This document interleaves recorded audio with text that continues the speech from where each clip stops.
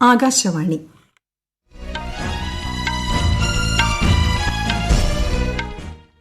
നമസ്കാരം. വാർത്തകൾ വായിക്കുന്നത് സുവർണ.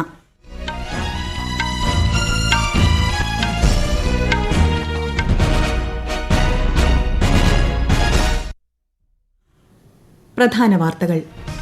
ലോക്സഭാ തെരഞ്ഞെടുപ്പ് മൂന്നാം ഘട്ട വിജ്ഞാപനം നാളെ. കേരളത്തിൽ തെരഞ്ഞെടുപ്പ് പ്രചാരണം സജീവം. പ്രധാനമന്ത്രി നരേന്ദ്രമോദി ഈ മാസം 15-ന് തിരുവനന്തപുരത്ത്. മുഖ്യമന്ത്രി പിണറായി വിജയൻ ഇന്ന് ആറ്റിങ്ങലിൽ പര്യടനം നടത്തി. ഹരിയാനയിലെ മഹേന്ദ്രഗഡിൽ സ്കൂൾ ബസ് അപകടത്തിൽ 8 കുട്ടികൾ മരിച്ചു. സംഭവത്തിൽ രാഷ്ട്രപതി ദ്രൌപദി മുർമുവും പ്രധാനമന്ത്രി നരേന്ദ്രമോദിയും അനുശോചനം രേഖപ്പെടുത്തി. ജമ്മുകശ്മീരിലെ പുൽവാമയിൽ സുരക്ഷാ സേനയുമായുണ്ടായ ഏറ്റുമുട്ടലിൽ ഒരു ഭീകരൻ കൊല്ലപ്പെട്ടു. IPL ക്രിക്കറ്റിൽ ഇന്ന് Mumbai Indians royal Challengers Bangalore പോരാട്ടം. വാർത്തകൾ വിശദമായി. മൂന്നാം ഘട്ട ലോക്സഭാ തെരഞ്ഞെടുപ്പിനുള്ള വിജ്ഞാപനം തെരഞ്ഞെടുപ്പ് കമ്മീഷൻ നാളെ പുറപ്പെടുവിക്കും. 10 സംസ്ഥാനങ്ങളിലെയും 2 കേന്ദ്രഭരണ പ്രദേശങ്ങളിലെയും 94 സീറ്റുകളിലാണ് മൂന്നാം ഘട്ടത്തിൽ തെരഞ്ഞെടുപ്പ് നടക്കുന്നത്. ഗുജറാത്തിലെ 26-ഉം കർണാടകയിലെ 14-ഉം മഹാരാഷ്ട്രയിലെ 11-ഉം UPയിലെ 10-ഉം സീറ്റുകളിൽ മൂന്നാം ഘട്ടത്തിലാണ് വോട്ടെടുപ്പ് നടക്കുന്നത്. മധ്യപ്രദേശിലെ 8, ഛത്തീസ്ഗഡിലെ 7, ബീഹാറിലെ 5, അസമിലെയും പശ്ചിമബംഗാളിലെയും 4 വീതം സീറ്റുകൾ, ഗോവയിലെ 2 മണ്ഡലങ്ങൾ എന്നിവിടങ്ങളിലും ഈ ഘട്ടത്തിലാണ് തെരഞ്ഞെടുപ്പ്. ദാദ്ര നഗർ ഹവേലി, ദാമൻ ദിയു, ജമ്മു കശ്മീർ എന്നീ കേന്ദ്രഭരണ പ്രദേശങ്ങളിലെ ഓരോ സീറ്റുകളിലും മൂന്നാം ഘട്ടത്തിലാണ് തെരഞ്ഞെടുപ്പ്. നാമനിർദ്ദേശ പത്രികകൾ സമർപ്പിക്കാൻ ഈ മാസം 19 വരെയാണ് സമയം. മെയ് 7-നാണ് മൂന്നാം ഘട്ട വോട്ടെടുപ്പ് നടക്കുന്നത്. സ്ഥാനാർത്ഥിയുടെ മരണത്തെ തുടർന്ന് തെരഞ്ഞെടുപ്പ് മാറ്റിവെച്ച മധ്യപ്രദേശിലെ ബേതുൽ മണ്ഡലത്തിലെ പുതുക്കിയ വിജ്ഞാപനവും നാളെ പുറപ്പെടുവിക്കും. ലോക്സഭാ തെരഞ്ഞെടുപ്പിന്റെ 1ഉം 2ഉം ഘട്ടങ്ങൾക്കായുള്ള പ്രചാരണം രാജ്യത്ത് ഊർജിതമായി തുടരുന്നു. വിവിധ രാഷ്ട്രീയ പാർട്ടികളുടെ മുതിർന്ന നേതാക്കൾ വിവിധ സംസ്ഥാനങ്ങളിൽ പൊതുയോഗങ്ങളിലും റോഡ് ഷോകളിലും പങ്കെടുക്കുകയാണ്. വിശദാംശങ്ങളിലേക്ക്. പ്രധാനമന്ത്രിയും മുതിർന്ന BJP നേതാവുമായ നരേന്ദ്രമോദി രാജസ്ഥാനിലെ കരൌലിയിലും ഉത്തരാഖണ്ഡിലെ ഋഷികേശിലും NDA പ്രചാരണ റാലികളെ അഭിസംബോധന ചെയ്തു. ആധുനിക റൈഫിളുകൾ മുതൽ യുദ്ധവിമാനങ്ങൾ വരെ രാജ്യം ഇന്ന് നിർമ്മിക്കുന്നുണ്ടെന്ന് അദ്ദേഹം ഋഷികേശിൽ തെരഞ്ഞെടുപ്പ് റാലിയെ അഭിസംബോധന ചെയ്തുകൊണ്ട് പറഞ്ഞു. മുതിർന്ന കോൺഗ്രസ് നേതാവ് രാഹുൽ ഗാന്ധിയും രാജസ്ഥാനിൽ 2 പൊതുയോഗങ്ങളിൽ പങ്കെടുത്തു. ബിക്കാനീർ, ജോധ്പൂർ മണ്ഡലങ്ങളിലെ പ്രചാരണ യോഗങ്ങളെയാണ് അദ്ദേഹം അഭിസംബോധന ചെയ്തത്. രാജസ്ഥാനിലെ അനൂപ്ഗഡിൽ നടന്ന പൊതുസമ്മേളനത്തിലും അദ്ദേഹം പങ്കെടുത്തു. മുതിർന്ന BJP നേതാവ് അമിത് ഷാ മധ്യപ്രദേശിലെ മാണ്ഡ്ന, കട്നി എന്നിവിടങ്ങളിൽ പൊതുസമ്മേളനങ്ങളെ അഭിസംബോധന ചെയ്തു.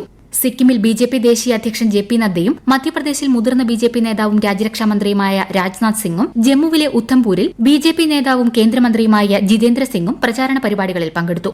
മധ്യപ്രദേശിലെ 6 സീറ്റുകളിലും ഉത്തരാഖണ്ഡിലും രാജസ്ഥാനിലെ 12 ലോക്സഭാ മണ്ഡലങ്ങളിലും 1ാം ഘട്ടമാണ് വോട്ടെടുപ്പ്. അതിനിടെ BJP ഇന്ന് ഒരു സ്ഥാനാർത്ഥിയെ കൂടി പ്രഖ്യാപിച്ചു. ഡോക്ടർ വിനോദ് കുമാർ ബിന്ദിന്റെ പേരാണ് ഉത്തർപ്രദേശിലെ ഭദോഹി സീറ്റിലേക്ക് പ്രഖ്യാപിച്ചത്.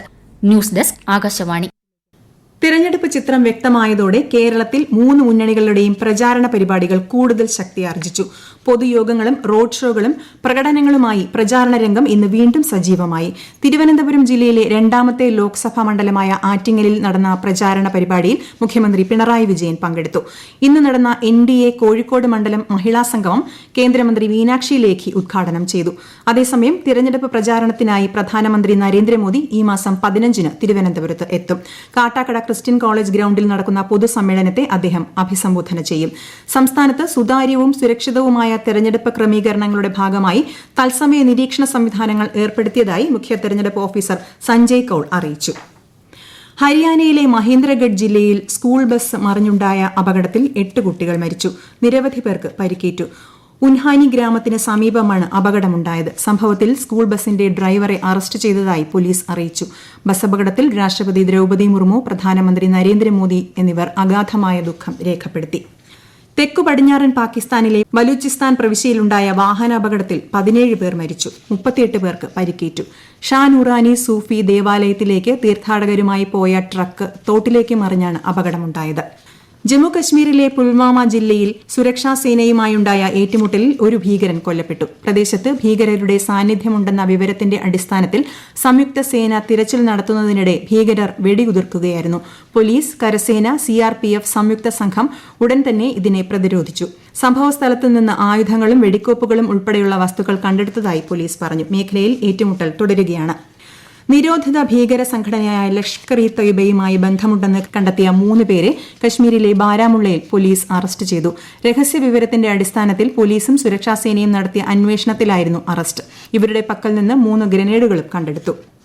ഡൽഹി മദ്യനയ അഴിമതിയുമായി ബന്ധപ്പെട്ട് BRS നേതാവ് കെ കവിതയെ CBI അറസ്റ്റ് ചെയ്തു. ഡൽഹി മദ്യനയ കേസിൽ എൻഫോഴ്സ്മെന്റ് ഡയറക്ടറേറ്റ് അറസ്റ്റ് ചെയ്തതിനെ തുടർന്ന് തീഹാർ ജയിലിൽ കഴിയുന്ന കെ കവിതയെ ഏജൻസി അടുത്തിടെ ചോദ്യം ചെയ്തിരുന്നു. കേസിൽ മാർച്ച് 15-നാണ് കെ കവിതയെ എൻഫോഴ്സ്മെന്റ് ഡയറക്ടറേറ്റ് അറസ്റ്റ് ചെയ്തത്. ഗാസയിലെ പലസ്തീനിയൻ ജനങ്ങൾക്ക് കൃത്യമായ ഭക്ഷണം ഉറപ്പാക്കാൻ വേണ്ട നടപടി സ്വീകരിക്കാൻ ഇസ്രയേലിനോട് അന്താരാഷ്ട്ര നീതിന്യായ കോടതി. ഗാസയിലെ പലസ്തീനിയൻ ജനവിഭാഗത്തിന്റെ ജീവിതം ദാരിദ്ര്യത്താലും പട്ടിണിയാലും ദുരിതപൂർണമാണെന്ന് കോടതി പറഞ്ഞു. ഗാസയിലുടനീളം പലസ്തീൻ ജനതയ്ക്ക് ഭക്ഷണം, ജലം, വൈദ്യുതി, മരുന്നുകൾ, ചികിത്സാ സൌകര്യം ഉൾപ്പെടെയുള്ള മാനുഷിക സഹായം തടസ്സമില്ലാതെ ലഭ്യമാകുന്നു എന്ന് ഉറപ്പുവരുത്താൻ വേണ്ട നടപടികൾ കൈക്കൊള്ളാനും ഇസ്രയേലിനോട് കോടതി ഉത്തരവിൽ നിർദ്ദേശിച്ചു. ഇന്ത്യ ചൈന അതിർത്തിയിലെ പ്രശ്നങ്ങൾ അടിയന്തരമായി പരിഹരിക്കേണ്ടതുണ്ടെന്ന് പ്രധാനമന്ത്രി നരേന്ദ്രമോദി. ഇന്ത്യയും ചൈനയും തമ്മിലുള്ള സുസ്ഥിരവും സമാധാനപരവുമായ ബന്ധം ഇരു രാജ്യങ്ങൾക്കും മാത്രമല്ല ലോകത്തിനൊന്നാകെ പ്രധാനമാണെന്നും അദ്ദേഹം പറഞ്ഞു. ഒരു അമേരിക്കൻ മാസികയ്ക്ക് നൽകിയ അഭിമുഖത്തിലാണ് പ്രധാനമന്ത്രി ഇക്കാര്യം വ്യക്തമാക്കിയത്. ഈ വാർത്തകൾ ആകാശവാണിയിൽ നിന്ന്. IPL ക്രിക്കറ്റിൽ ടോസ് നേടിയ മുംബൈ ഇന്ത്യൻസ് റോയൽ ചലഞ്ചേഴ്സ് ബാംഗ്ലൂരിനെ ബാറ്റിംഗിന് അയച്ചു. മുംബൈ വാങ്കഡെ സ്റ്റേഡിയത്തിലാണ് മത്സരം നടക്കുന്നത്. നിലവിൽ പോയിന്റ് പട്ടികയിൽ 8-9 സ്ഥാനങ്ങളിലാണ് മുംബൈയും ബംഗളൂരുവും. ISL ഫുട്ബോളിൽ ബംഗളൂരു FC മോഹൻ ബഗാനെ നേരിടുന്നു. ബംഗളൂരു ശ്രീകണ്ഠീരവ സ്റ്റേഡിയത്തിലാണ് മത്സരം. ഫ്രാൻസിൽ നടക്കുന്ന മോണ്ടെ കാർലോ മാസ്റ്റേഴ്സ് ടൂർണമെന്റിൽ നിന്നും ഇൻഡോ ഓസ്ട്രേലിയൻ സഖ്യം രോഹൻ ബൊപ്പണ്ണയും മാത്യു എബ്ഡനും പുറത്ത്. പുരുഷ ഡബിൾസിന്റെ 16-ാം റൌണ്ടിൽ ക്രൊയേഷ്യ എൽ സാൽവദോർ സഖ്യത്തോടാണ് ഇവർ പരാജയപ്പെട്ടത്. സ്കോർ 3-6, 6-7, 6-8. റംസാൻ വ്രതാനുഷ്ഠാനത്തിന്റെ സമാപനം കുറിച്ചുകൊണ്ട് രാജ്യത്തുടനീളം വിശ്വാസികൾ ഇന്ന് ഈദുൽ ഫിത്തർ ആഘോഷിച്ചു. ഈദ്ഗാഹുകളിലും പള്ളികളിലും നടന്ന പെരുന്നാൾ നമസ്കാരത്തിൽ വിശ്വാസികൾ സജീവമായി പങ്കെടുത്തു. രാഷ്ട്രപതി, ഉപരാഷ്ട്രപതി, പ്രധാനമന്ത്രി ഉൾപ്പെടെയുള്ളവർ ഈദുൽ ഫിത്തർ ദിനത്തിൽ രാജ്യത്തെ ജനങ്ങൾക്ക് ആശംസകൾ നേർന്നു. ഡൽഹിയിൽ ജുമാ മസ്ജിദ്, ഫത്തേപൂരി മസ്ജിദ്, ഷാഹി ഈദ്ഗാഹ് എന്നിവിടങ്ങളിൽ നടന്ന ചടങ്ങുകളിൽ നിരവധി വിശ്വാസികളാണ് പങ്കെടുത്തത്. കേരളത്തിലും ജമ്മുകശ്മീരിലും ലക്ഷദ്വീപിലെ കൽപ്പേനി ദ്വീപിലും ഇന്നലെയായിരുന്നു ചെറിയ പെരുന്നാൾ. തൃപ്പൂണിത്തുറ MLA കെ ബാബുവിന്റെ തെരഞ്ഞെടുപ്പ് വിജയം റദ്ദാക്കണമെന്ന എതിർ സ്ഥാനാർത്ഥി M സ്വരാജിന്റെ ഹർജി ഹൈക്കോടതി തള്ളി. 2021 നിയമസഭാ തെരഞ്ഞെടുപ്പിൽ UDF സ്ഥാനാർത്ഥിയായിരുന്ന കെ ബാബു മതചിഹ്നം ഉപയോഗിച്ച് വോട്ട് തേടി എന്നായിരുന്നു LDF സ്ഥാനാർത്ഥി M സ്വരാജിന്റെ ആരോപണം. ആരോപണത്തെ സാധൂകരിക്കുന്ന സാക്ഷിമൊഴികളില്ലെന്ന് വ്യക്തമാക്കിക്കൊണ്ടാണ് കോടതി ഹർജി തള്ളിയത്. സംസ്ഥാനത്ത് വിഷുചന്തകൾ തുടങ്ങാൻ കൺസ്യൂമർ ഫെഡിന് ഹൈക്കോടതി അനുമതി നൽകി. ലോക്സഭാ തെരഞ്ഞെടുപ്പ് നടക്കാനിരിക്കുന്ന സാഹചര്യത്തിൽ വോട്ടർമാരെ സ്വാധീനിക്കാൻ ഇടയുള്ളതിനാൽ തെരഞ്ഞെടുപ്പ് കഴിയും വരെ റംസാൻ, വിഷു ചന്തകൾ തുറക്കാനുള്ള നീക്കം തടഞ്ഞ തെരഞ്ഞെടുപ്പ് കമ്മീഷൻ നിർദ്ദേശത്തിനെതിരെ കൺസ്യൂമർ ഫെഡ് നൽകിയ ഹർജിയിലാണ് ഹൈക്കോടതി ഉത്തരവ്. ഏതെങ്കിലും രാഷ്ട്രീയ നേട്ടത്തിന് ചന്തകളെ ഉപയോഗിക്കരുതെന്നും ഇത് സംബന്ധിച്ച പരസ്യങ്ങൾ പാടില്ലെന്നും ഹൈക്കോടതി നിർദ്ദേശിച്ചു. ആയുഷ്മാൻ ഭാരതിന് കീഴിലുള്ള ആരോഗ്യരക്ഷാ സംവിധാനം മിസോറാമിൽ കൂടുതൽ ഊർജിതമാക്കേണ്ടതുണ്ടെന്ന് മുതിർന്ന BJP നേതാവും വിദേശകാര്യമന്ത്രിയുമായ S ജയശങ്കർ.